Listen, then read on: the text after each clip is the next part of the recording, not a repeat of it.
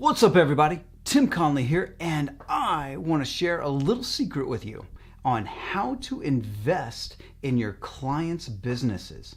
Interested? Let's kick it.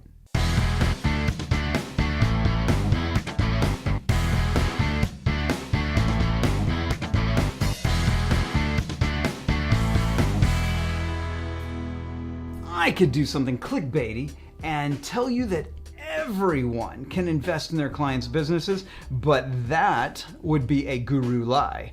It is not going to happen with most businesses, and it definitely won't happen if they don't see you as an authority. If they don't see that you have enough expertise beyond the service that you provide that would be worth having you long-term, being a business partner, if they don't see that that's a valuable thing, then they're not going to let you have a piece of their company. Just not going to happen. Now that we got that out of the way, let's get into the 5 lessons I've learned by investing in my clients' businesses.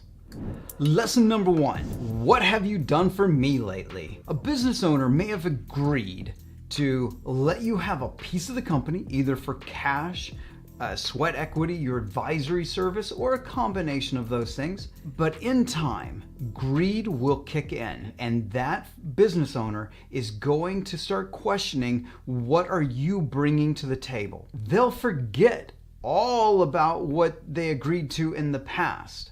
They're only going to care, what have you done for me lately? When that happens, the owner starts to question, well, why am I giving you this money? They begin to resent you. They begin to resent the agreement that they had made. Then they'll start blaming you. They'll blame you for all kinds of things through their resentment they have of this past agreement. And they're going to start looking for ways to get out of it. And you don't want to allow that resentment to build up. The next lessons are going to address this core problem of greed and how you're going to be able to handle it going forward so that it's good for you and it's good for the majority owner of that company, your client. So they stay happy, you stay happy. One of those whole win-win things. All right, let's get into lesson number 2. How will I get my money back? You have to bake this into the agreement. Taking a minority stake in a business is risky.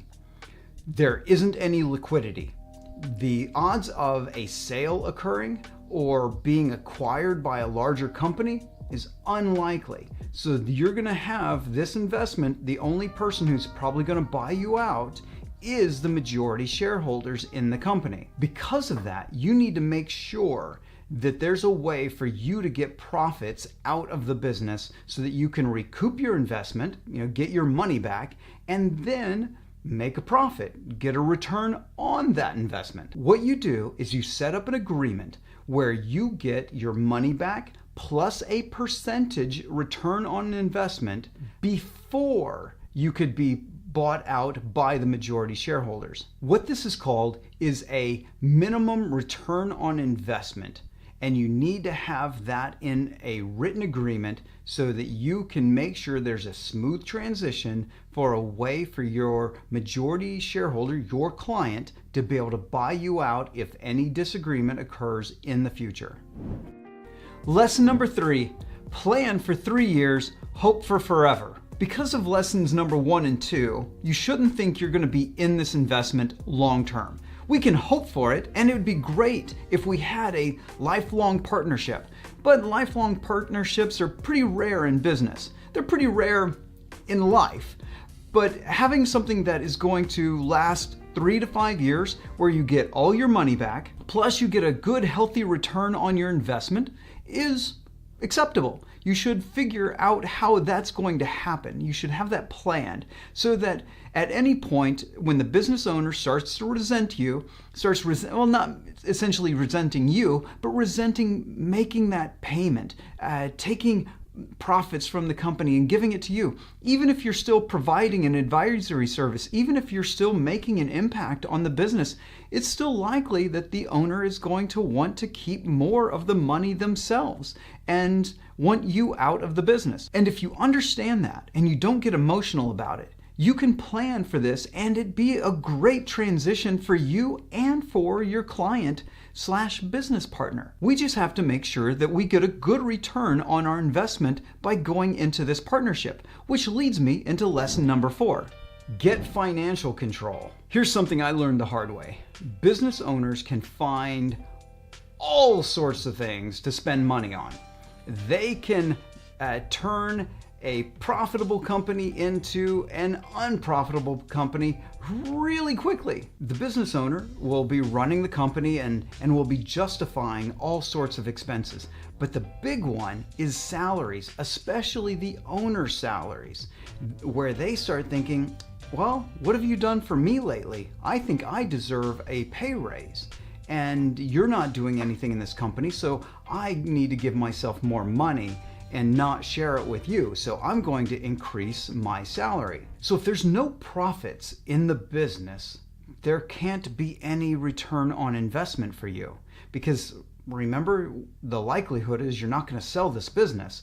You're not going to be able to get that a venture capitalist big exit, 1,000 times your investment exit. So you need to get cash on a regular basis out of this company for you to get a return on your investment. So you have to maintain financial control of the company to ensure that a profit happens.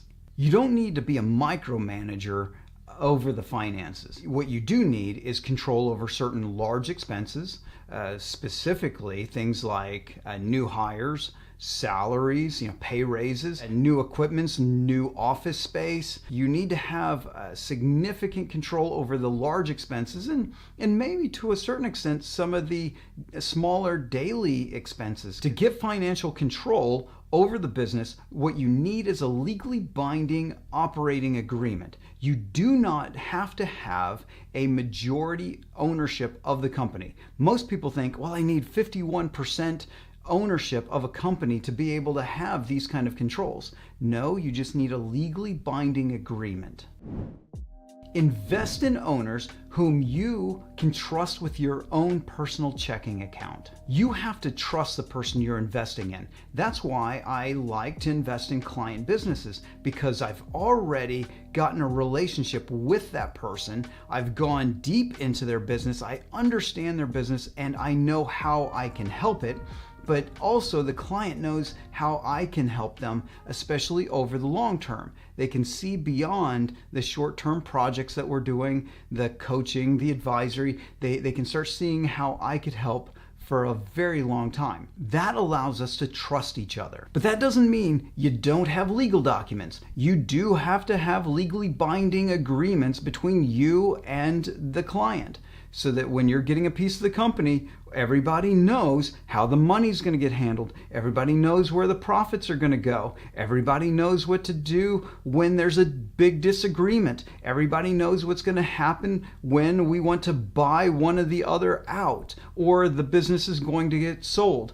We know all those things in advance before the investment ever occurs, and they all go into legally binding agreements. But I see those legally binding agreements as a worst case scenario. I don't want to have to use them. It's painful, it's stressful, it costs a lot of money to enforce legal documents. You have to go to court to make sure that both sides uphold their agreement. That's why we want to go into business with people we can trust, people who have strong character, people who have integrity. When they feel that greed rising up in them, they just push it aside and they go deeper into their virtues. They use their integrity when working with you, as if they were handling your own personal bank account. They're going to treat you the way they would like to be treated. And, well, it kind of is your personal bank account. This is money that is going to come to you. So you want to trust them. So I hope these 5 lessons on how to invest in your clients' businesses is useful to you. Feel free to ask me loads of questions, because I know this is a very complicated topic. And if you like this video, if you got value from this video, please like, subscribe, share, do all the socials, and I will see you in the next video.